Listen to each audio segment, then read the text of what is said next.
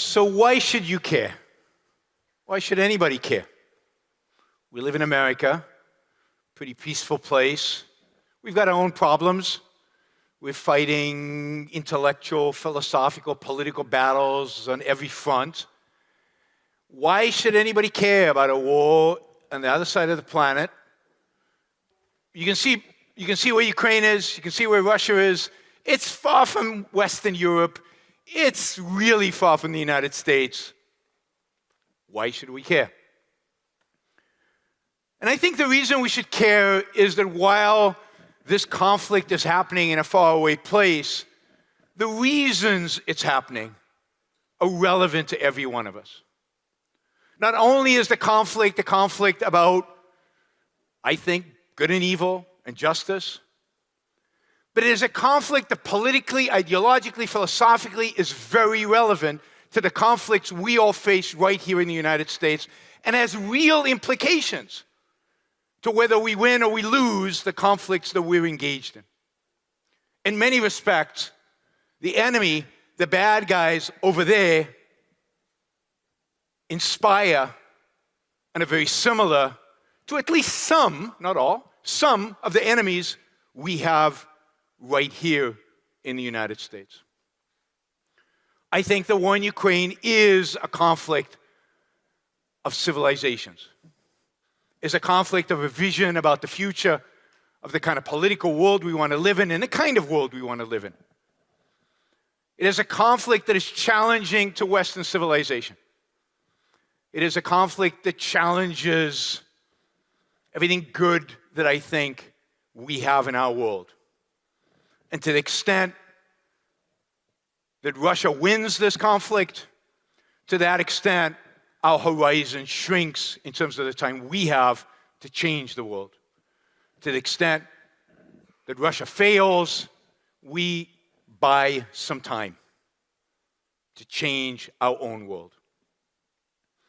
Now, I want to do just a little bit of terminology before I go on, because I'm going to use some terminology that might be a little different than the way some other people use it, different than the way Ayn Rand used it.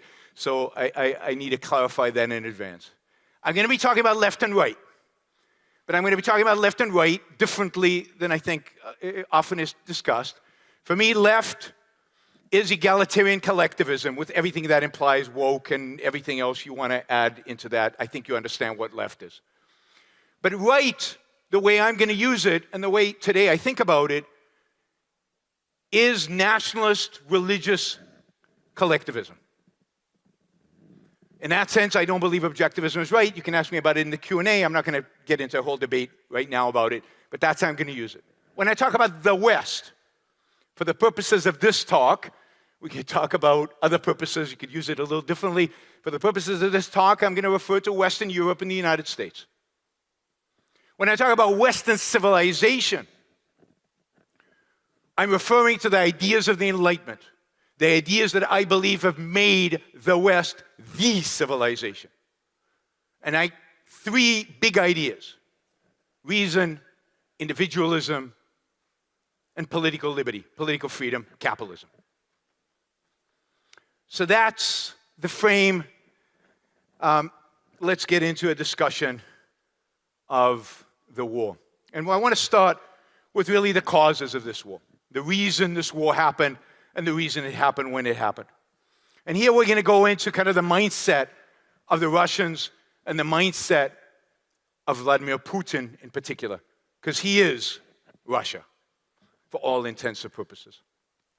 But first, a few words about Ukraine, because you can't understand the Russian perspective without understanding Ukraine. Ukraine became independent in 1991. It declared its independence, freeing itself of being part of the USSR. I'll show you maps afterwards, and you'll see all that. And since then, it's been in a struggle, a push-pull struggle between its own attraction, particularly in Western Ukraine, particularly in Kiev and to the west of Kiev, towards the West, towards Europe, towards Western civilization. And a pull to the east, coming from Russia, trying to pull it into its domain, trying to make it a part of Russia. We'll talk a little bit more about that in a minute, and Russia's perspective on Ukraine. But it's important to understand that Ukraine is in this shift. Once in a while, you get a president in Ukraine who's very pro-Russia. What has happened, though, over the last 20 years, is when that happens, usually there's some questions about the elections themselves.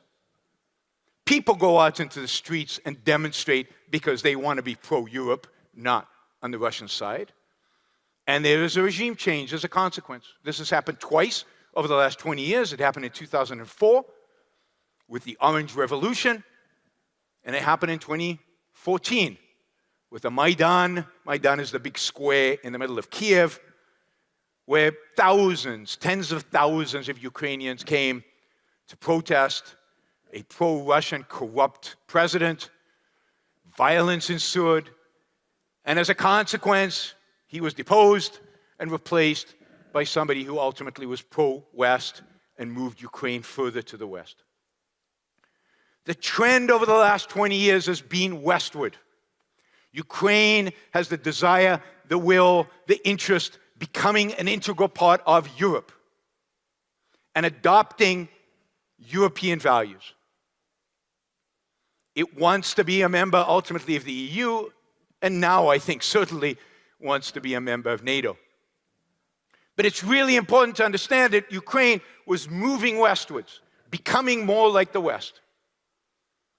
And of all the things Ukraine could do, this ultimately was the biggest threat to Russia. It's the culture more than anything else. I've been to Kiev 4 or 5 times. I can't remember exactly. I've given a lot of talks in Kiev. You might not know this, but Atlas Shrugged was the best-selling novel in Kiev in 2015 and 2016. It came out in 3 volumes. Every 6 months, they came out with a different volume. And all 3 volumes were bestsellers. You could go to the supermarket, it was in the bins, you know, the discount bins where bestsellers land up, and you could find it there. Now, I'm not suggesting because of this Ukraine is some, objectivist haven, and that's where the revolution is going to happen. Ukraine politically is very corrupt. Ukraine politically is really problematic. It has certain authoritarian tendencies. All the presidents they have had. But the movement was towards the West. That was the direction it was heading in. I've met a lot of young people in Ukraine who are passionate about making Ukraine a Western country. So that's important to know in terms of Russia's perspective. Because what does Russia think about the West? What is Russia's perspective on the West? Well, Russia believes that the West fundamentally is decadent, weak, and fragmented.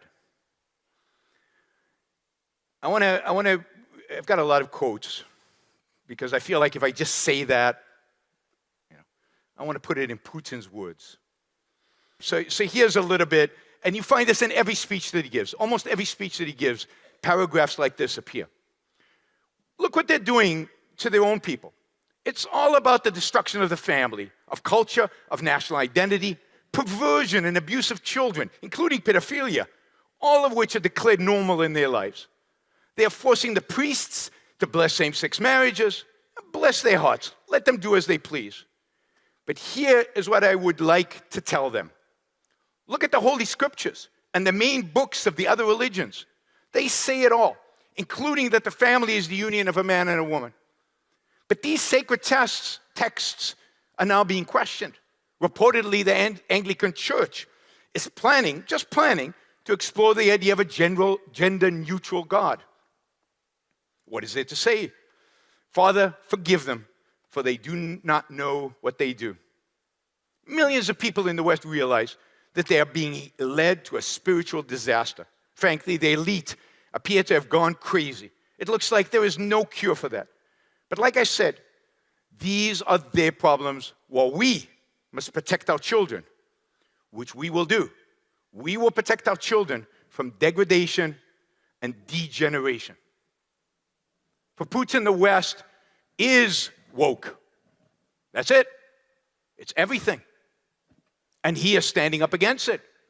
He is the bastion of a civilization, standing up against the West, standing up against the West's degradation. And we'll come back to that word, degradation, later. The West is also weak. Putin is engaged in 2 wars. In 2008 in Georgia, where his forces invaded 2 sections of Georgia, the West did basically nothing. In 2014, he took Crimea, the West did nothing. The Donbass, the West did nothing. And then he looks and he sees the Trump administration, the Biden administration, pretty much every administration before that, just make a disaster out of Afghanistan, leave with our tail between our legs. The West is weak. It's pathetic. And it's fragmented. Everybody hates each other. Nobody gets along. Western Europe is, everybody's fighting. And the relationship between the Western Europe and the United States, broken. So he sees the West as a decadent place, a place that is failing, a place that is falling apart, a place that is descending, not ascending. In addition, the West is hostile to Russia and always has been, according to Putin. According to Putin and the philosophers he kind of follows. Here's again Putin in his own words. They have only one objective, to prevent the development of Russia. They're going to do it in the same way as they did it before, without furnishing even a single pretext, doing it just because we exist. Or in 2014, in his first speech in Crimea, he says, the politics of the containment of Russia, which continued throughout the 18th, 19th, and 20th centuries, continues today. There is constant attempt to push us back into a corner because we have an independent position, because we stand up for ourselves. Or in our time, they started turning Ukraine into anti-Russia. Actually, this project is not new. People who are knowledgeable about history, at least to some extent, realize that this project dates back to the 19th century. The Austro-Hungarian Empire and Poland had conceived of it for a purpose, that is to deprive Russia of these historical territories that are now called Ukraine. This is their goal. There is nothing new here. They are repeating everything. So there's an ancient grievance that somehow the West has interfered with Russia's ambitions and Russia's rise as an alternative civilization to the West. So that's his view of the West. What's his view of Russia? Well, the view of Russia is that Russia is special in a kind of mystical sense. Russia has something unique. Indeed, every ethnic group, supposedly, according to, again, the philosophers that Putin listens to, every ethnic group has some kind of biological, determined nature and ultimately culture. And Russia's is truly unique. And it is Russia, and only Russia, that can save the West from itself. It is the projection of Russia onto the West that is the only hope the West has. Now, we'll see that there are several Westerners who believe this to be true.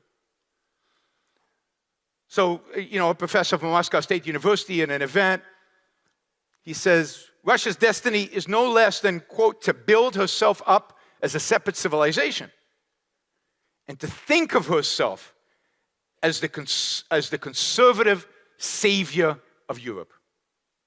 Russia is there to save Europe. It has a mission. It has a destiny. It has a purpose. All this adds up to something, right?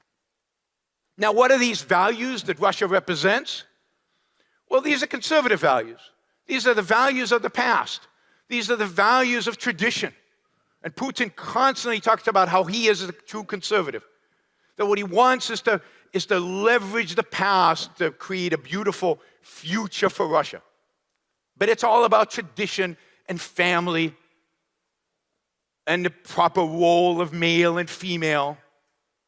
If you read Putin's speeches, you'll find a real obsession that he has with homosexuality. To him, this is the real threat. that Western decadence poses to Russia, right? We need to go back to proper role for men, proper role for women, and the traditions of Christianity and the traditions of the past. So a complete rejection of the West, rejection of reason for the sake of mysticism and religion, a rejection of individualism. If you read some of the philosophers, again, that Putin either reads from the past or who are current, like Dugin, who is a very influential philosopher in Russia today, the one thing they think the West is really evil about is the idea of the sovereignty of the individual. The idea of individualism is a horror to them. It is about the collective. It is about the state. It is about Russia.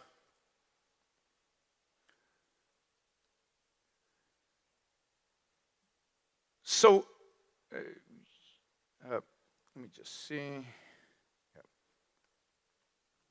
So for Russia to manifest itself, for Russia to achieve its potential, Russia must return to its past. Russia must resurrect those traditions and that culture which led in the 19th century and early 20th century to a Russian empire. And he has a vision for a Russian empire. Can we get the next slide? All right, there it is. That is the Russian Empire. Now, Russia already is a big country, the biggest in the world by far. But empire is massive. So I'm going to... there we go. All right. I was pressing the wrong button. Go figure. The flow is straight. All of this is Eastern Ukraine. Western Ukraine was part of the Austro-Hungarian Empire, and parts of it were part of Poland. But all this in the south, this is Georgia, Azerbaijan, and Armenia. This is actually part of Turkey. This is part of Iran. This is many stans, from Kazakhstan to Uzbekistan to many of the other stans. All of the stans, other than Afghanistan here, are part of the Russian Empire, all the way to the east and to the borders with Mongolia and with China. Even Finland did not exist. This is as of just before the revolution in 1917. So this is at the height of the size of the Russian Empire. But this is pretty similar to the way it was during much of the 19th century. So Putin embraces a view that this is what Russia is capable of. This is what a true Russia looks like. This is a manifestation of Russia, and if you take it one step further, if you read Dugin, then Dugin would say, this is not enough. What Russia, to really achieve its historical role, its historical place among the nations of the world, Russia must extend to the Atlantic and must dominate all of Europe. Now, this sounds bizarre to us sitting here, I know. It reminds me of when the Islamists after 9/11 would say things like, we want Islam to rule the world. And we all went, really? You know, that's kind of ridiculous. Nobody thinks those, but they do. They do think those thoughts. The Muslims thought that. The Islamists thought that. The Russians, at least the Putin-type Russians, really think this. Dugin writes extensively about this idea of Eurasia. You know, a country that spans from the Atlantic to the Pacific, the entire scope, and again, a manifestation of some kind of mystical Russian spirit, some kind of mystical Russian destiny that is going to encompass this entire sphere. Just to give you a sense, this is from a 2005 speech. Actually, let me get the next slide first. So this is the USSR, right? So you can see the USSR preserved much of the empire, not all of it, but all these little shaded colors, these are part of the USSR, so they're part of one country, one political regime. This, number 6, is Ukraine.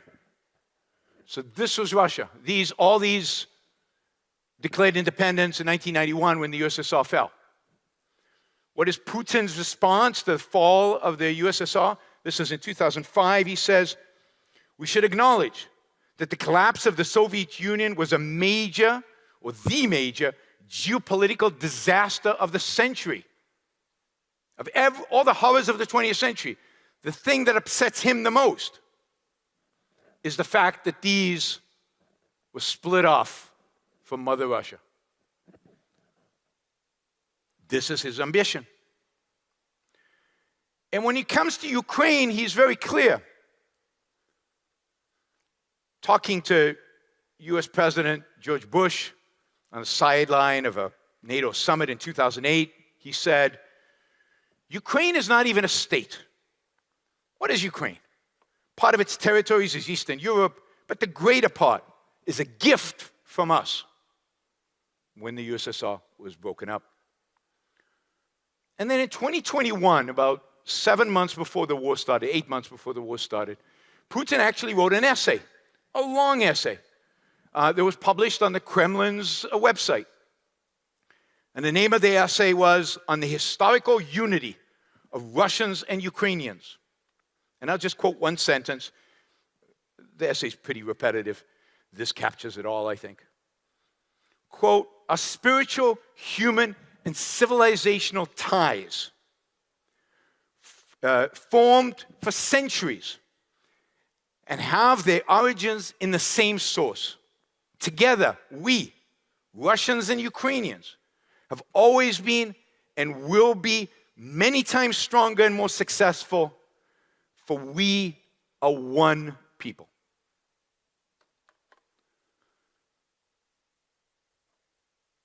So why did Putin invade Ukraine?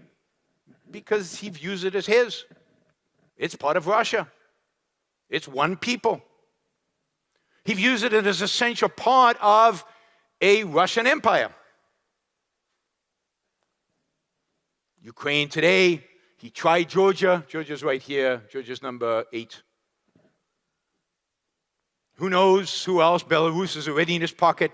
He would love to have his hands on Kazakhstan, which is an ally, but not yet completely in his control. One step at a time to resurrect this empire. One step at a time to get closer to the ultimate goal. And in the meantime, he can watch as the West descends into chaos, and maybe one day he can actually fulfill the dream of going all the way to the Atlantic Ocean. Now, you have to add one element to this, which I think is important. And that is that at the same time that Russia has this sense that they have this destiny and they are the civilization that's going to replace the West and they are all important, they're also failing. And this is before the war. They're poor, significantly poorer than Western Europe. They have a lot of natural resources, but other than that, very little. They have a political system based on one man, a productive system, an economic system based on oligarchs, based on mafia-style theft, based on people associated with the government getting their wealth, all of their wealth, from the government. They have a system that is based on violence. I mean, in my show, on my Yaron Brook show, I have a running tally of Russians falling out of windows. Oligarchs dying in mysterious ways. This is the methodology. This is how you do competition in the Russian economy. You have your competitor falling out of a window and you take over their business. And Putin himself, I think at the end of the day, is very insecure. As any head of the mafia would be insecure. You don't know who's going to stab you in the back. Now, granted, Putin has done a very good job of surrounding himself with weak people. He's done this on purpose. He doesn't want strong people around him. He's afraid of strong people. But you never know. We just witnessed that last weekend. You never know exactly what will happen. Who will stab you in the back? Who will take you over? So at the same time as he has this grand vision for Russia, he's also super insecure about himself, about his position, and about Russia itself. He could be killed at any moment, and he knows it. Put that all into the mix, and what you get is an invasion of Ukraine. The West is weak. The West won't respond. The West will just capitulate. If I can do it fast, if I can take Kiev in a week or two, what are they going to do? Nothing. Some boycotts, some stuff, but nothing significant, nothing that really hurts us. We get our own regime in Kiev. We turn Ukraine into a part of Russia or into a state that's completely subservient to Russia, and we've done our job, and all this can happen very, very quickly. Because, hey, we have the second most powerful military on the planet. And it's a step in the process of creating this destiny. And it's a step towards solidifying Putin's place in history, solidifying his position as the head of Russia, silencing opposition, unifying the country. We all know that war is a good tonic for the people. It unifies people, it gets people excited, it makes people patriotic, and they will unify around Putin. And I think this was the thinking in the days before the war was engaged, and the expectation was that this would go fast. They landed special forces troops not far outside of Kiev. They expected to be able to take Kiev in less than a week. Didn't work out that way. So how has it worked out? The war has been a massive failure for Russia. I mean, a massive failure at every front, from every perspective. Militarily, we know that the assault on Kiev failed. They had to retreat, ultimately, from all of northern Ukraine. Ultimately, the Ukrainians kicked them out of a vast area in the east, kicked them out of a vast area in the south. So yes, they're still holding significant Ukrainian territory. Maybe we can get the next slide. But this is the second most powerful military, and it's being humiliated by Ukraine, which has a much smaller military. Nobody considered them. If you looked at every military expert on any one of the channels on television in the days when the war began, everybody was predicting that Ukraine would fold. The only difference was how quickly. Days, weeks, months. Everybody thought it was over for Ukraine, with a few exceptions. So this is what they now control. That's Crimea, of course. This is the south. They had a much vaster area. They were very close to Kharkiv over here. All of this has been taken back from the Russians. Militarily, they've been humiliated. Their weapon systems don't work. They don't work anywhere near as well as they advertised. The American weapon systems and the Western weapon systems more broadly, far more efficient, far more productive. They've destroyed the weapon systems of the Russians. And if you think about Russia as one of its sources of revenue, which it is, the weapons industry, it has a weapons industry. It exports weapons. It's a massive exporter of weapons. Who's going to buy their weapons after seeing how they performed in Ukraine?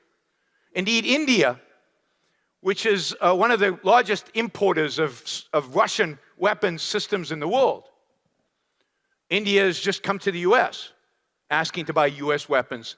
They've given up on the Russian weapon system. Even they're buying Russian oil, that they haven't given up on, but weapon systems they're not buying. Economically, this has been horrific for Russia. The economy shrunk last year, and the GDP numbers don't capture what's really going on there. Not only are we talking about tens of thousands, maybe hundreds of thousands of casualties, dead and injured, of a whole generation of young men disabled. You're talking about hundreds of thousands of the most productive Russians leaving the country. They're now in Georgia and Kazakhstan and in Europe and all over the world, but not in Russia. But in addition, the Russian economy itself, quality of life, standard of living, have declined dramatically. The Russians are selling their oil. They keep selling their oil. But they're selling their oil where? To India and to China at significant discounts. Because that's the only way India and China are willing to buy that oil, and they know they can squeeze the Russians because there's a limited market for the oil because of all the sanctions. By the way, one of the aspects that gave them courage to go to war, I think, was this idea of energy dependence of the West, right? The West was dependent on Russia for energy. And one of the ways in which they failed is the fact that it turned out that Europe could manage without Russia.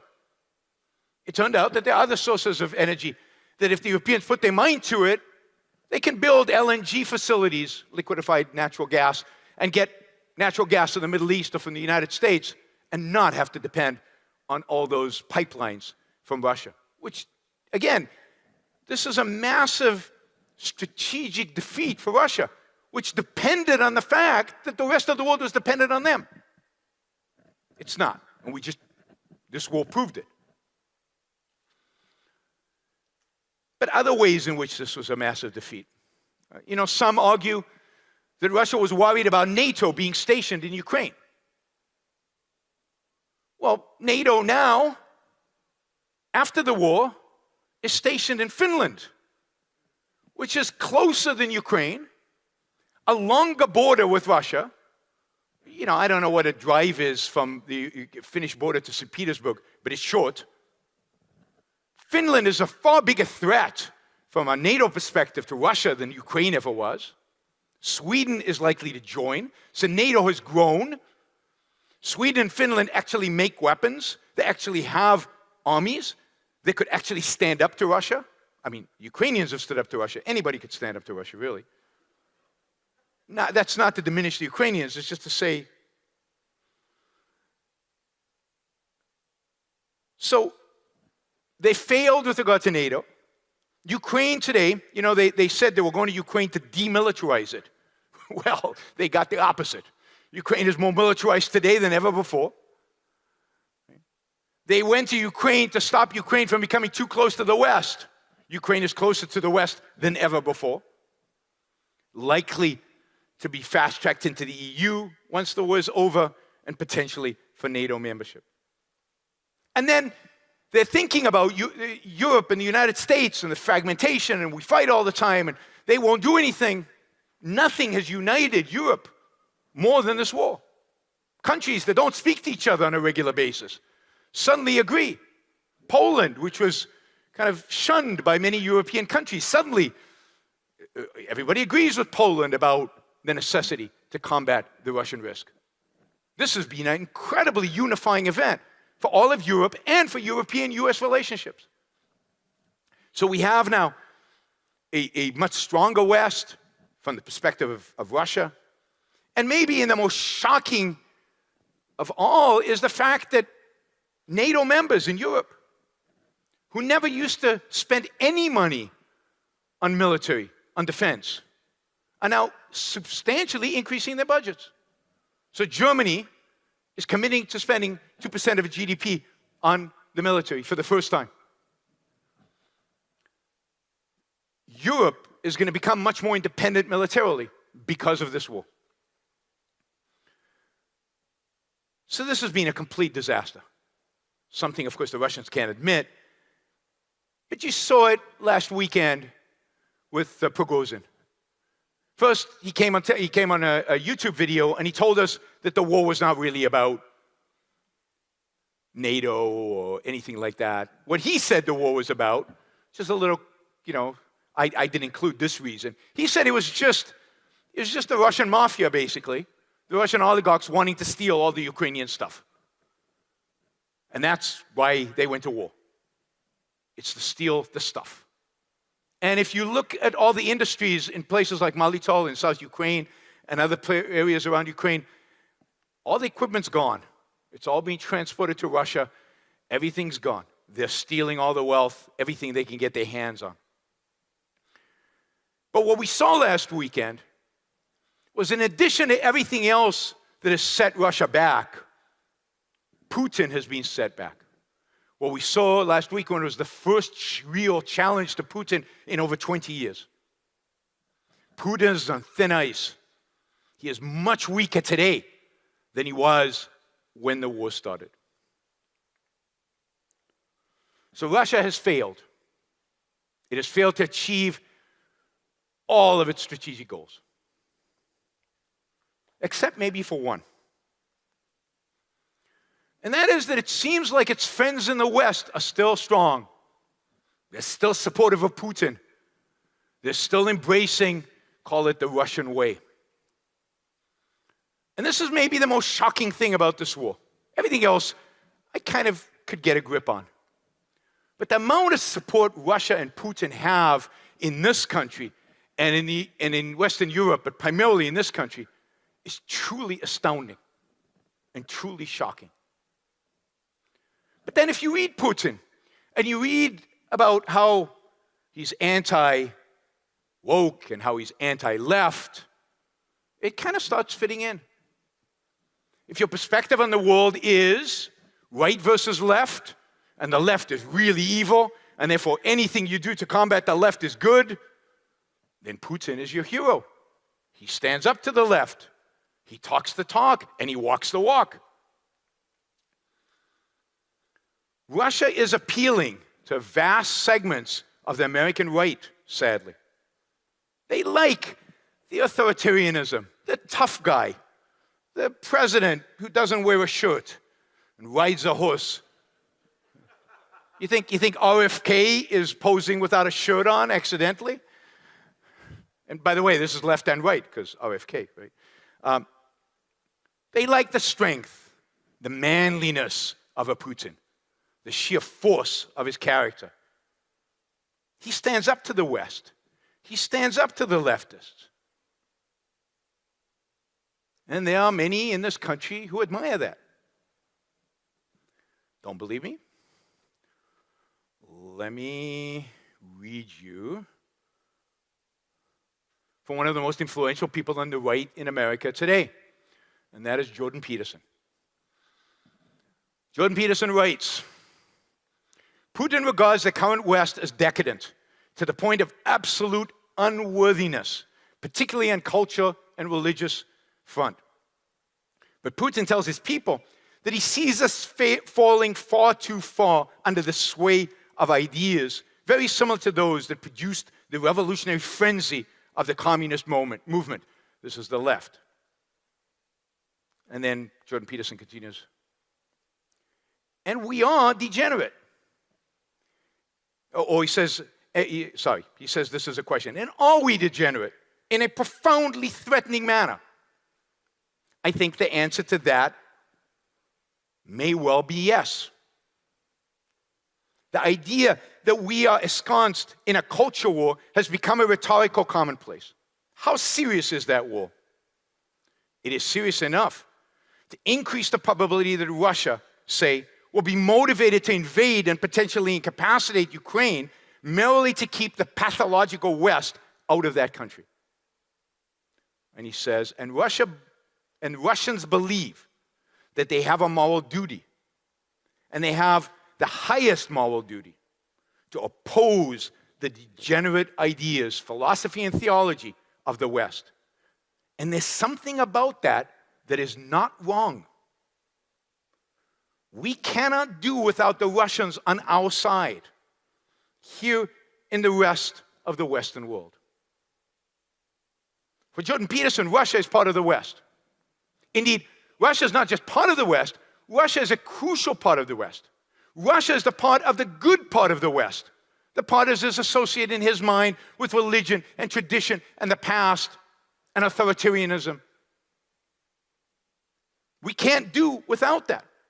Indeed, for Jordan Peterson, for America to become right, for America to fix itself, we must return to our Christian roots. We must return to religion. And again, here he is inspired by what he sees from Putin. He says there is every sign of a revival of Christianity in Russia, including a veritable storm of church building and cathedral construction. Putin himself is a practicing Christian, and it appears that he has been strongly influenced by such ideas. The Russian leader frequently speaks of his country's role as a bulwark against the moral decadence of the West, and he speaks in philosophical and theological terms to a degree unthinkable in a Western leader. So for Jordan Peterson, Russia is the ally of those conservatives, of those on the right who are fighting the left. And those, of course, are the only two alternatives they can imagine or they are presented in the world. They love the unabashed nationalism of Russia, the imperialism, the idea that the state is all important. Again, think about the national conservatives, and they are the more moderates of some of these groups.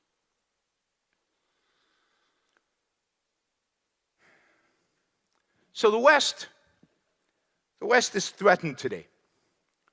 We know this. If we talk about Western civilization, if we talked about the ideas of reason, individualism, capitalism, the West is under attack from the left and under attack from the right. And we, who I think represent best what Western civilization really is philosophically, we face a two-front battle.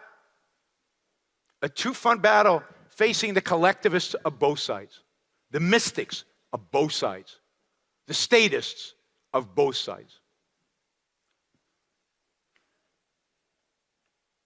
The Ukraine-Russia, or the Russian war on Ukraine, is a manifestation of one of those battles that we are fighting today. The battle we fight with the right.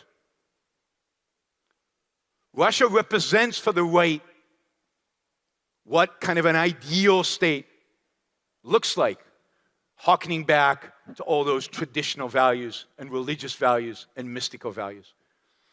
To the extent Russia wins, I don't think that's possible at this point, but to the extent that it could win, that will embolden those elements on the right in the United States and in Europe, make them stronger. They will get more support from Russia. Russia already funds many of these political parties in places like Europe, the right-wing nationalist parties, the right-wing religionist parties. A Russian victory is a victory for the new right. It is a victory for the worst kind of right. A Russian loss doesn't guarantee us anything, but it buys us some time. It buys us some time to fight these enemies that we must fight. It buys us some time to educate the world about the alternative to the left and the right, an alternative to the collectivism, the mysticism, and the statism that they represent. It buys us some time to save Western civilization. Thank you.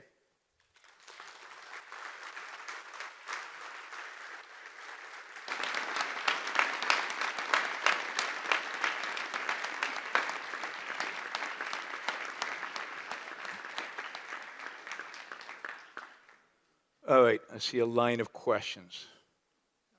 Nikos. Hi, Yaron. Thank you very much. So the question is, how does this war end?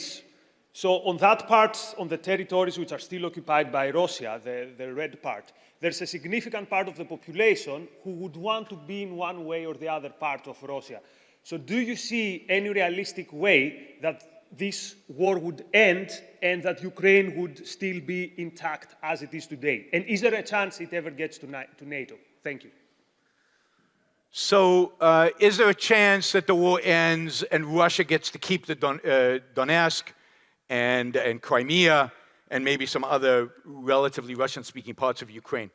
I think there's a chance, and I think what Putin really is counting on right now is still the weakness of the West.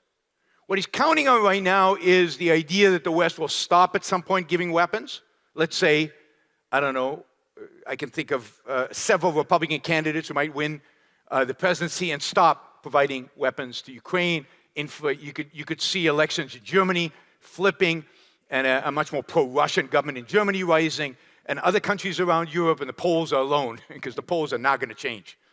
Of all the countries in Europe, the country is most dedicated in its anti-Russian, I think, is Poland. So you could see that. If he can, and his strategy right now is to drag this war out so that that is what he achieves, because he can't win at this point. All he can do is drag it out so that there's a change in government in some of these key countries like the United States, and they negotiate something that allows Russia to keep Crimea and to keep Donetsk or that Donbass, or that area of Russia. But militarily, I think if the West provides Ukraine with the weapons, I think the Ukrainians are going to kick the Russians out of the entire area of Ukraine. It's just of what Ukraine was before this invasion. It's just a question of time, whether they have the time, and it's a question of whether the West will continue to support them. I'm not convinced the West will. Again, I think there's serious cracks once you get elections. Marine Le Pen is thought to be the leading candidate again in France. Macron is very, unpopular. If she wins down the road, if she gains in strength, then Macron needs to show that he's not. So who knows what happens in Europe over the next year? That's what Putin is counting on. He's going to drag his feet. He's going to play defense so that Europe shifts and America shifts. Thank you very much. You spoke about Dugin's and Putin's idea. To what extent you think general Russian mentality, these people's idea are representative of general mentality of the Russians, right? We know that what is ultimately much more important is, mentality of the nation, not the leaders that are ruling the country. So if they one day get rid of Putin, there will be Prigozhin, maybe even much worse people. And we know that tens of thousands, maybe hundreds of thousands of people who disagree with Putin left Russia. What remains there? Is it the worse mentality than Putin? Is it a similar mentality? So what is it? Look, I think that we understand that it's intellectuals that shape a culture. It's ideas that shape a culture. And Russian ideas, the dominant Russian ideas, at least since the days of Dostoevsky, are anti-Western civilization ideas. If you think about Dostoevsky, I have somewhere this quote from Dostoevsky about the purpose of the Russian people is to save the West in the name of Christianity. You'll see revival of Christianity in Russia, and that'll sweep through the West and Russia. So this is not new. This is not Dugin. This is Dostoevsky, right? 150 years ago, 130 years ago, whatever. The number of intellectuals, the number of philosophers since then who have repeated that kind of line and that kind of mystical view of Russia and what it means and its significance, that has to have an impact on the culture, on the people in Russia. Ayn Rand had she said it's a mystical collectivist culture. And I don't know if she said this, but she implied it would take decades to change that. And indeed, when the Berlin Wall fell, many people said, well, that's it, right? We won.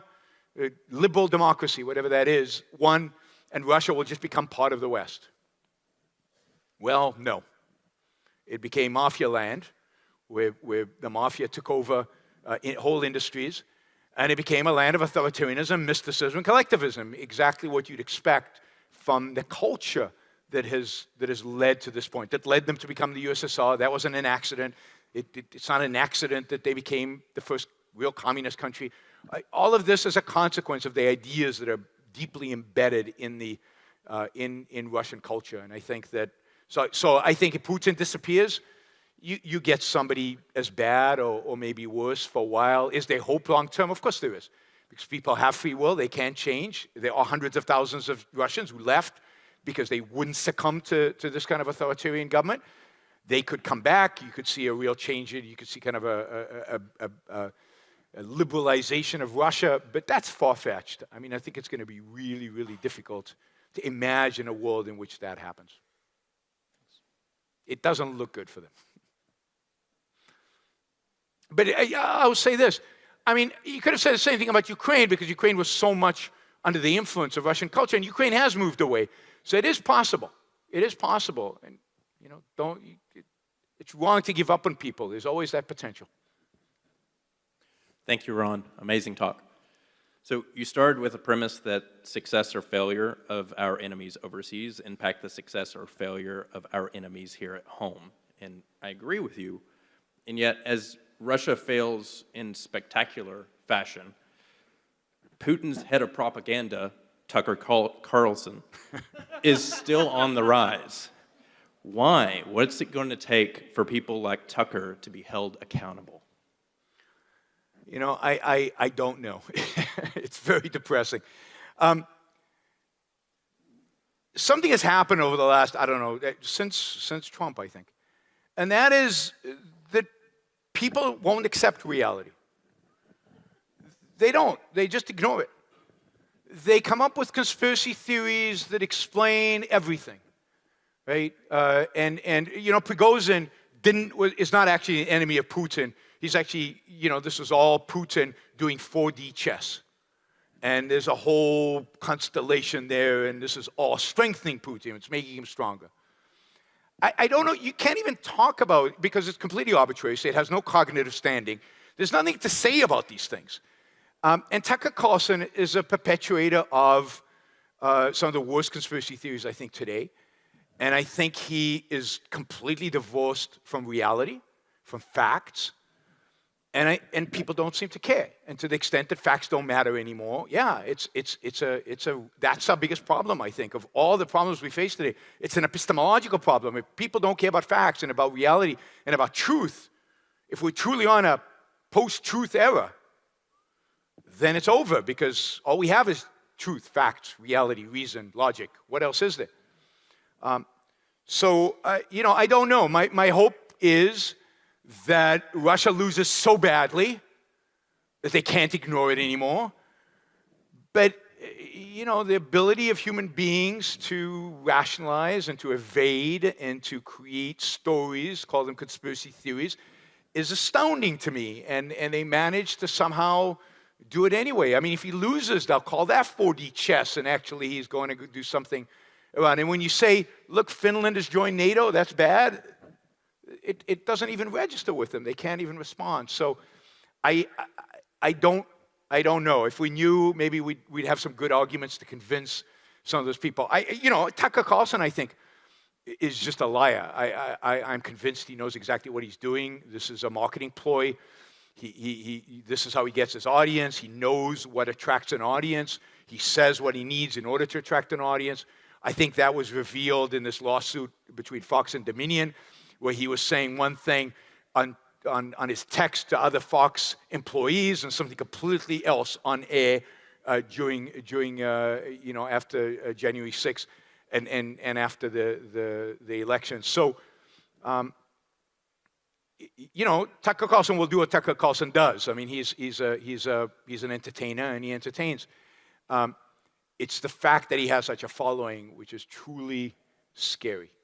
But imagine what would have looked like if Russia wins.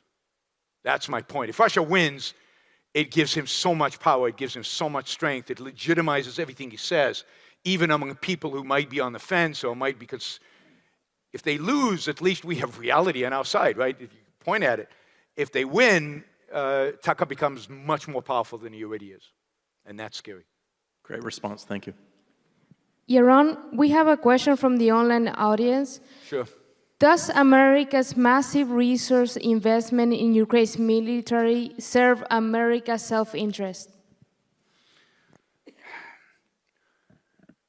Look, if we lived in laissez-faire America, and the government was as small as and as limited as we believe it should be, and it had any kind of semblance of a strategic foreign policy, a real self-interested foreign policy, as I think we understand it, then Russia would have never invaded Ukraine and this question would be off the table. You would need it. Nobody would mess with America. Nobody would mess with the West, and the West would be such an example of a shining city on a hill that game over. But the fact is we live in a mixed economy.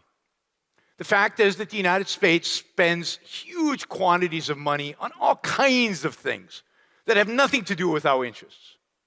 Of all the things the United States spend money on today, is the money sent to Ukraine not in our self-interest? No, of course it's in our self-interest. It's a positive investment in the security of the United States. It places a real limit on Russian expansionism and Russian imperialism. It is a statement about the value of freedom and the value of liberty. I mean, as we understand it in a mixed economy kind of sense, right? most of the weapons we're sending, I mean, this is important because I don't think people talk about this. Most of the weapons we're sending Ukraine are weapons we don't need. The primary threat the United States faces today from a strategic perspective is China. We're not going to go to war with Russia. Russia's not a threat, as you can see. It's not a threat to Ukraine. It certainly is not a threat. I mean, Ukraine can beat it. It's certainly not a threat to the United States. We're probably not, in our lifetime, going to go back to the Middle East in force. I think that's in our culture. We're just not going back to the Middle East. Where are we going to use these tanks and artillery pieces? A war with China, if such a war happened, is an air war and a sea war. It is a Navy and an Air Force enterprise. I mean, if we had a strategy, which we haven't had a strategy since World War II. If we had a military foreign policy strategy, we would be investing all our military resources right now in a Navy and an Air Force. And in, by the way, strategic air defense systems to knock down hypersonic and ballistic missiles out of the air. The idea that Israel can knock out little projectiles that are shot within seconds, milliseconds, with the Iron Dome, and we are completely exposed to ballistic missiles that take minutes to get to us, is bizarre and absurd, and just means we haven't invested in the technology enough. We should be sealed. This country should be sealed so that nothing can hit it. And I believe it's doable. It's just a matter of the right technology and the right investment in that technology and doing it. Israel just announced the first weapon designed to knock down hypersonic missiles. Hypersonic missiles are these missiles that go more than Mach 5. So really, really fast and maneuverable. And Israel now has a missile that'll take those down. We're afraid that China has a lot of these, so this is a huge step towards defending ourselves against China. Those are the kind of things we should be doing. More Abrams tanks, where are we going to deploy them? More artillery pieces? We're not going to put tanks in Taiwan. We're not going to put artillery in Taiwan. We're going to put missiles and ships and airplanes out of Guam into Taiwan if that becomes a war. So the whole strategy needs to shift, and we got a bunch of army equipment that we don't really need. Let somebody who can use it for a good cause use it. And yes, from a budgetary perspective, it costs $63 billion or whatever it is, but a lot of it is not going to be replaced. So a lot of it is not net an added expense to the U.S. So yes, I think it is an American self-interest. I wish America had a strategy. I wish America could think about these things. I wish America understood what its self-interest is and how to deploy its resources in such a way. But given all the money we spend around the world on horrible causes, and we have bases in 120 different countries, we have American military all over the world, not acting in American self-interest often, this is one cause that I think is worthy of our support.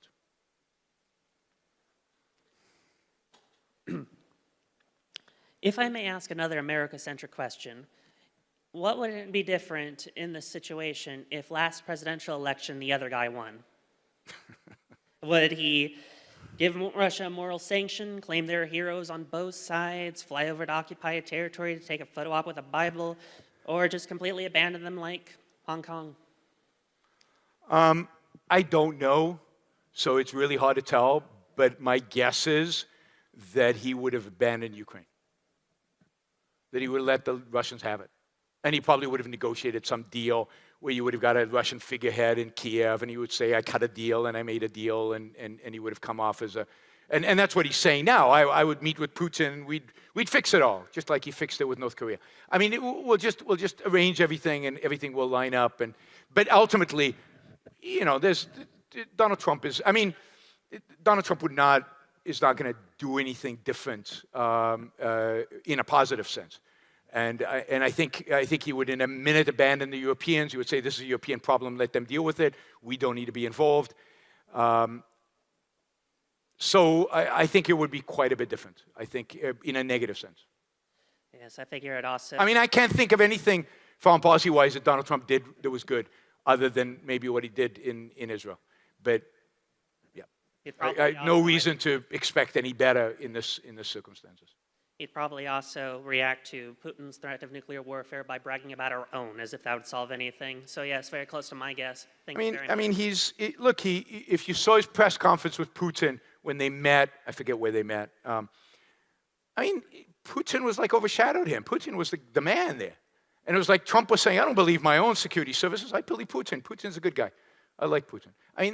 That was our president. I'm not a big admirer of Biden, but the reality is that on certain issues related to foreign policy, both with regard to China and with regard to Ukraine, I think Biden has been better than Trump would have ever been. I think Trump was a disaster when it came to China. I think he emboldened them. He did all the wrong things. I think Biden has actually done some good things with regard to China. Thank you very much, sir.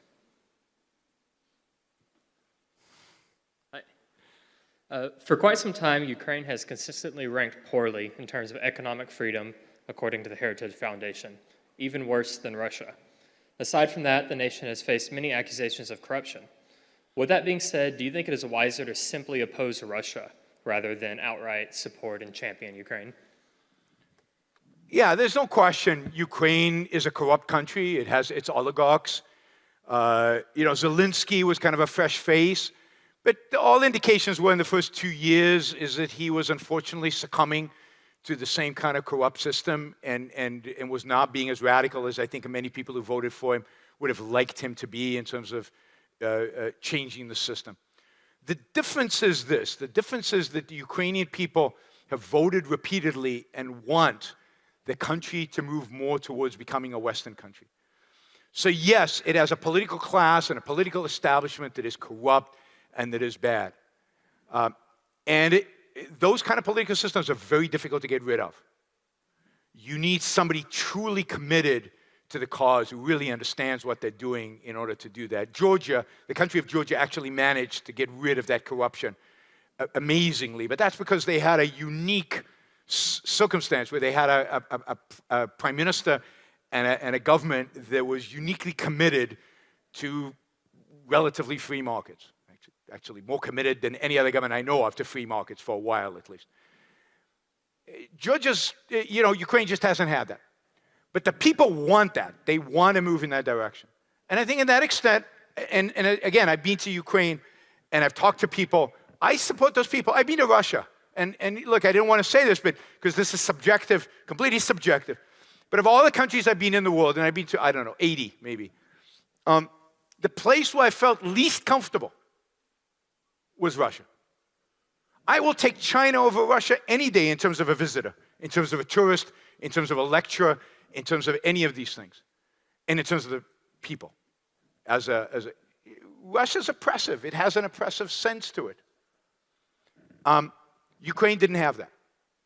Kiev was vibrant and exciting, and young people behaved like young people in the West in ways that you did not see in Russia. At least I didn't see it. Again, I'm speaking only from my experience. Funny story. So the first time I went there was in St. Petersburg. And the nice thing about that was the guy who introduced me was talking about Ayn Rand, and he said, yes, here in St. Petersburg, we need a sculpture of Ayn Rand, and we need to call one of the boulevards after her name. So she's definitely got a presence within St. Petersburg and among certain people over there. But in the Q&A, somebody asked me, this is probably 2015, 14, I don't know. Somebody asked me, Yaron, so what do you think of Putin? So I said, I think he's a thug. And you could tell the room kind of fell a little quiet and everybody kind of backed up a little bit. And afterwards, and I elaborated about this as a mafia economy and a mafia political system, and this is force, and this is anti-liberty and all of that. People came up to me and said, you don't say that in Russia. Not a good idea. Don't do that again. So I'm pro-Ukraine, not because I'm pro the corruption, but because I think that they're moving in the right direction. They wanted to move in the right direction, and I think the culture was ready to move in that direction. And they were, I think the Maidan, if you read up about Maidan in 2014, they demonstrated for relative liberty, for freedom. Many of the protesters were killed. They stuck it out in that square over the winter. They fought for their own freedom. They got rid of a corrupt president. They replaced him with somebody better who started to move in the right direction. Not at the speed we would want, but yeah. So it's not just that I'm anti-Russia, although that's certainly the emphasis. The emphasis should be to be anti-Russia more than to be pro-Ukraine. Hi. Hey. You said objectivism is not on the political right. Is the political compass with the 2 axes and the 4 quadrants better, or does it cause a similar problem with us being confused with libertarians, for example? And if so, how do I introduce my political views when I'm asked about it in a situation like a cocktail party where there's not a lot of time to get into, well, existence exists, and, you know, to go from metaphysics on up to give a more... I mean, the cocktail party is the ideal place to talk about existence exists. You've got that cocktail right there in your hand, and it's not... Well, maybe it is poison. I don't know. No, look, my view is there's only one political spectrum. And I don't like the quadrants and all that because the terms, the way you define them is everything. And they're defined in ways that are not objective. But the political spectrum is individualism, collectivism, capitalism, statism. And I think it forks when you get to collectivism because there are many forms of collectivism. There's only one form of individualism at the end of the day. But there are many forms of collectivism. So it forks into left-style collectivism and right-style collectivism and middle-of-the-road, nothingness style of collectivism. You get all the different varieties. And then you get some people who are not objectivists, who are generally on the individualist line. They're not quite as consistently objective about what individualism means and what it applies to limited government and how it... But you get some people over there, called them classical liberals maybe, right, that are a little bit on the individualism side. And then there's us. And we're pretty alone over here. There's not a lot of people over here that have a true understanding of what individualism is, because you cannot have a proper political understanding of individualism without a proper understanding of individualism as a moral concept, and therefore as egoism.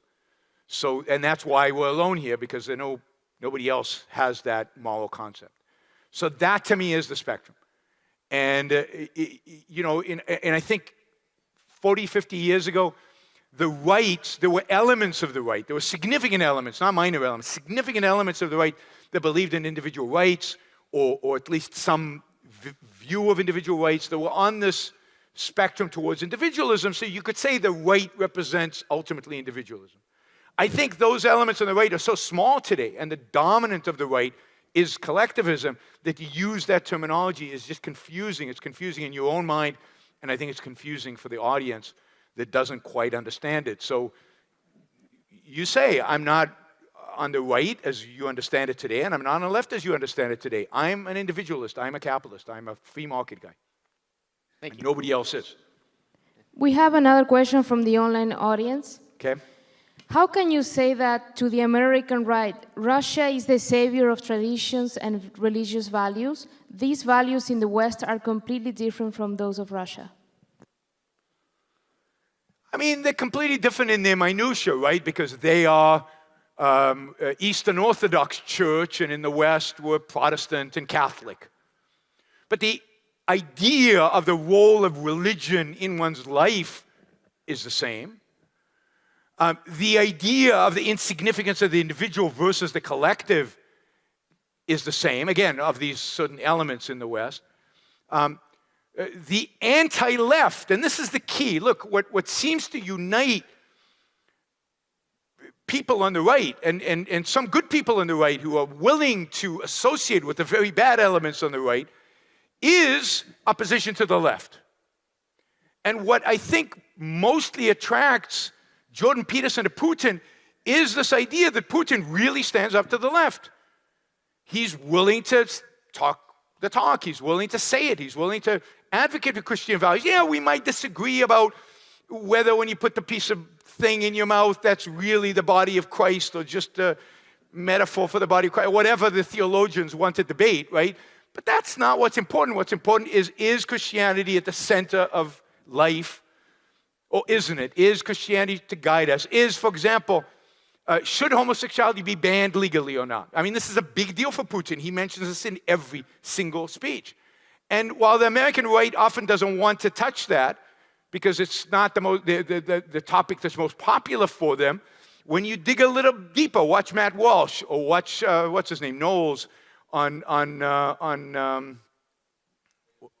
Daily Wire, thank you, on the Daily Wire, you see exactly what they think, right? They're the worst of the worst. And this is on the Daily Wire. Ben Shapiro, who's, we've thought maybe sometimes he's pretty good. These are the people in his umbrella, right? His umbrella organization. These are the worst of the worst. I mean, so it's exactly the same values at the end of the day, even if, they have some theological differences at some point. Indeed, I've seen some articles criticizing people on the right in America for supporting Putin because Putin's anti-Catholic and it's so important to the West. Most of the intellectuals on the right tend to be Catholic, so it's so important. Catholicism is so important. Putin's anti-Catholic, so he must be anti-West, and that's their argument. Right? But that's not our argument, and it can't be our argument. We see the commonalities between all the mystics, between all these religionists of various types, and in that sense, there's no difference.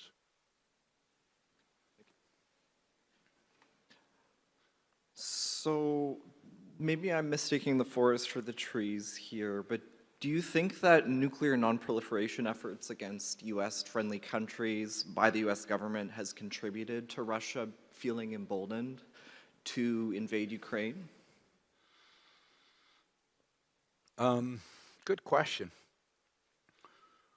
I think that's probably part of it, the fact that we will not differentiate between good guys and bad guys.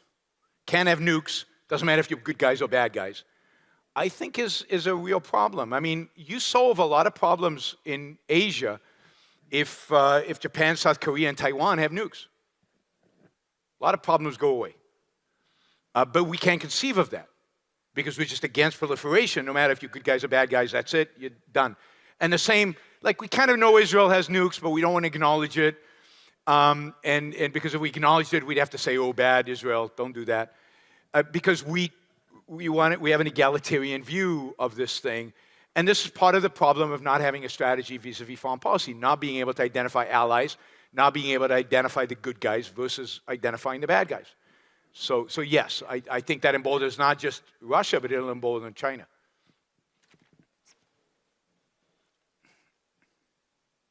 Thank you for your lecture. I am born and raised in Ukraine, and my parents from St. Petersburg. I also lived for 18 years in Crimea. So for me personally, it's the tragedy, and I am ultimately anti-war. So with that come my questions, two questions. Possibly it is not as widely known information, but both Joe Biden and Hunter Biden were officially wanted in Ukraine before 2020. In fact, the Ukrainian Federal Service, SBU, released in 2020 a large report on Biden family crimes. It is available online and has been translated into English. It has shocking facts and numbers. Would you please comment on Biden's family involvement, particularly involvement with Burisma, ownership of lithium minings in Ukraine, and making my homeland an ultimate money laundering machine? My second question, we must follow the money, and our military-industrial complex reported $140 billion earned since the war started. Accordingly, proxy war in Afghanistan is over, another one is started. So I don't have any new information about the Bidens, Burisma in Ukraine. Would I be shocked if the Bidens got $5 million from Ukraine over Burisma and over that $10 million? I don't care. The size of the thing doesn't matter, right? It's the principle. No, I wouldn't be shocked at all. But am I shocked at any American politician getting rich by cutting deals in all kinds of ways and all kinds of means? No, I mean, they're all corrupt. I'm sorry, but almost all of them. Do you think Hillary Clinton gets $250,000 per speech because she's a good speaker? or anybody cares what she has to say. People are buying access. This is how it's done. Before, I'm sure her rates are way lower today than they were before she ran for president. They expected her to win, and they paid her $250,000. Every single one of these politicians is rich. How do they get rich? They don't produce anything. They don't create anything, and they get rich. I've used this example before. What's Kushner? Kushner's Trump's brother-in-law. Nobody talks about this. This is not in the media. It was a story a little bit for a while, and then it disappeared because nobody wants to delve into these things, right? But Kushner just raised a private equity fund. First private equity fund he's ever raised in his life. $5 billion. That's a lot of money. Guess who gave him 2 of the 5? Well, the Saudis did. The Saudis did. Now, why did the Saudis give him $2 billion? Most of the investment committee, it was reported in the media, most of the investment committee of the Saudi investment fund was against it. Why? Because he had no experience. He's never done private equity. Why did they insist giving him $2 billion? Well, who was the guy from the Trump administration who did all the deals in the Middle East? Oh, Kushner. So, is there a payoff here? I mean, personally, I think there is, but I can't prove it. Nobody can prove it, so he can get away with it. And you can calculate in your head what the fee income that he gets on the Saudis, $2 billion. It makes him a very, very rich man. And they're all like this. All these rich politicians. Very few of them were born rich or born into wealth, but somehow they come out of the other side. I mean, do you see the house the Obamas bought? I mean, I'm not saying they got a suitcase full of cash, but again, they get speaking engagement and they have contacts and they do consulting and they do things because once you have a mixed economy, corruption is inevitable. Once you have a mixed economy, you have all these pressure groups and they all push and pull. And most of it's legal, but corrupt. And they fund and they have access and regulators become go into companies and company vice presidents become regulators and it's everywhere. Corruption is endemic to a mixed economy. There's just no way around that. The only way to get rid of the corruption is to get rid of the mixed economy. What was the second question? The military-industrial complex. Look, yeah, they're making a lot of money. They make a lot of money during war. They're the only so-called beneficiary of war is the people who produce the weapons. Nobody else benefits because, they're either dying or their tax money is being used and so on. But look, the problem in the United States today is not that the military companies are making too much money. The problem in the United States is not that we're spending too much money on the military. The problem in the United States is we're spending too much money, period. And we're running massive deficits, and they're way in excess of anything the military spends. And the other problem is that when we spend money on the military, we spend it in wasteful, non-strategic ways. It's very hard to spend on the military when you don't have a strategy on what you're trying to achieve. So again, the military spending becomes pressure group. Who gets to pressure, who gets to decide? And that's, again, the mixed economy. What we need is a military, I think, could be a lot smaller than it is today, focused on the strategic interests of the United States, that is ruthless and brutal at doing what it's supposed to do. And, there's a lot in the military that is unnecessary as a consequence. But the reason it's bloated is not because of the industrial military complex, although that's part of it. It's because there's no strategy. There's no strategy, so anybody can start, I want a warship, and I want this ship, and I want that plane, and I want this tank, and I want that. Why not? Let's invest in all of it. Maybe it is a strategy.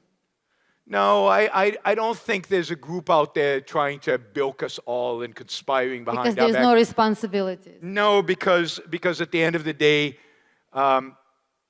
central planners like that they can barely, do anything to design one of these complicated conspiracy theories behind our backs, way above the pay grade of any of these guys. Thank you. We have another question from the online audience. Okay. What do you think the West should do about this conflict? Send more weapons, money, troops? No, I don't think we should send troops. I don't think they're necessary. And I don't think NATO should get involved directly because I do think there's a a threat of the use of nukes, which could escalate in ways that would be very harmful to everybody, to the West. I think we should do what we are doing now, which is support Ukraine militarily, support it more importantly, morally and politically. But I do not think NATO should get directly into a direct conflict with Russia unless it is absolutely necessary, and I don't think it is. Hi. You briefly touched on Dostoevsky and some philosophers influencing Putin's regime, perhaps like Ivan Ilyin or Lev Gumiev. Yep. And so I would ask what you think the recurrent roots of Russian authoritarianism are, because they've gone through several rebuilds in at least the 20th century and before. Well, I mean, I think I'm not an expert on Russian philosophy, but it strikes me from reading, going back to Dostoevsky, but Ilyin is supposed to be very influential on Putin. Dugin, I read quite a bit on Dugin. You know, I watched a bunch of interviews of Dugin and read a little bit of Dugin. What unites it is a deep mysticism, a real mysticism, right? That we in the West find primitive and weird, because it's not exactly just Christian. It's interwoven with this special nature of the Russian people and something unique about the Russian people that, again, I think is very foreign to the way we, look at the world. A sense of collectivism that comes from that kind of biological determinism. And as a consequence, I think collectivism and mysticism always lead to the need for a strong man to, commune with the world of spirits and communicate to us what needs to be done. So I think the authoritarianism is kind of embedded in that mysticism and collectivism. And I think that unites all of them, from Dostoevsky's writings, which are less political, they're more cultural, but you see the threads in there all the way to Dugin today. And Dugin's the worst of them because he's complete eclectic. I mean, he's such a mystic. He says stuff that you go, really? It's just so bizarre. But the thread, they're pretty consistent. Now, they've been more liberal in the traditional liberal sense, thinkers in Russia, but they've always been marginalized and they've never gotten a lot of traction. Thank you. Hi, I think this one might be a big one. I think I've heard on your show a few times say that a country should not exist if it can't get its own people to volunteer to fight for it or something like that. Maybe it goes back to Ayn Rand, the reference. But there are people in Russia, a lot of young people who don't want to fight this war. They're being press ganged to be taken off the street, put into a uniform to go and sent out to fight and to die. Yeah. There are mobile crematories for these soldiers. I mean, how horrible. But what I was saying before, can you clarify about that? Sure, and just to be accurate here, I mean, Ukraine has a draft as well. If you're not allowed to leave the country, if you're male and under a certain age, everybody's drafted into the military. So it's not like Ukraine is an emblem of liberty here with regard to a draft. I said it. Please don't attribute this to Ayn Rand, because I think she'd agree with me, but I don't think she said this. I said this with regard to Israel. People always tell me, you're for a voluntary army. What will happen in Israel if you have a volunteer army? Then not enough people will volunteer, and Israel has all these enemies, and it's surrounded with enemies. And what I said was a country where the people are not willing to fight for their own liberty, their own freedom voluntarily, is not a country that deserves to exist. So if Israel can't raise an army to defend itself, then it won't exist. So be it. But that doesn't give the authorities the right to force you to go serve for a cause you don't want to fight for. So that is the context. I think that's true of Israel. I think it's true of Ukraine. It's true of the United States. Of course, Ayn Rand was a huge opponent of the draft in the United States. But even, I think, in a war where the enemy was right here, not just in wars that were unnecessary, like in Vietnam or Korea. Abdin. I want to offer a comment and a thanks, and a criticism. How long is this going to be? Very short, I promise. It's not a mini speech. I feel like you glossed over maybe the most important point that you made, which is we're buying time, right? And it feels like every other source that advocates for this war, they're advocating for just stalemate. They just want to fight forever. It's bizarre. Yep. And so I just want to thank you, and actually, whoever made it possible for so many first-timers to come and all the scholarships. It's been less than 24 hours, and I've lost count of the number of first-timers on scholarships I've met. It's an unbelievable, benevolent act by the donors who made that possible. Absolutely. Whoever you are, thank you.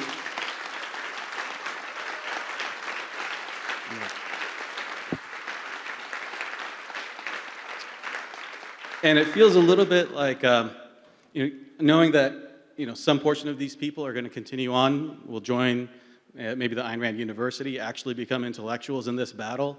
It feels a little bit like maybe the start of an intellectual Manhattan Project. And I think that's the only way, as you say, this can really be won. It's a war of ideas, and we're leading the offense. No one else is. So, thank you, everybody. I missed the criticism, but okay. Maybe a little bit of the sin of humility, right? You're leading the charge in many ways. You're I think, maybe the most prominent public voice, actually providing a moral foundation for why this makes sense. Thank you. So thank you.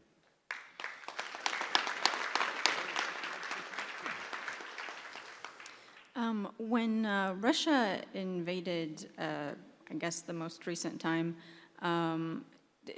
usually everybody was outraged for maybe a month, and then all of a sudden I started seeing these right-wing people get triggered and be against the Ukraine in this war and pro-Russia. Did something happen to trigger that?